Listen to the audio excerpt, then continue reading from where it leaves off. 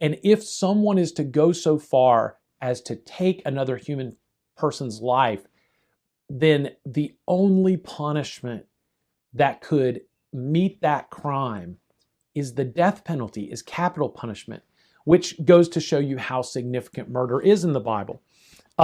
Third, the death penalty is a case of Lex Talionis. So building off of what we've just talked about, the image of God in man.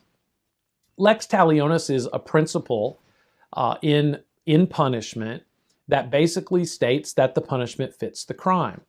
Many people look to the Old Testament and think that the laws, an eye for an eye or a tooth for a tooth, those equal crime and punishment type laws, are actually cruel and barbaric and somewhat unmodernized, for our modern sensibilities.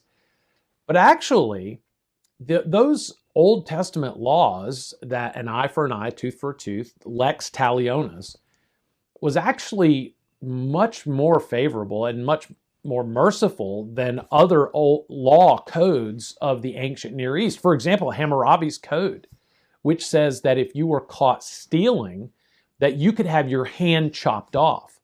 Well, the Bible, the Old Testament, would have prescribed that if you were caught stealing, then you would, certainly you'd have to basically return the property that was stolen, and they would maybe add a fine to that where you would have to pay maybe 5%, 20% back from what you stole. So obviously there's a penalty that comes with it. But to lose your hand over theft, the Old Testament says that's taking the punishment for the crime too far.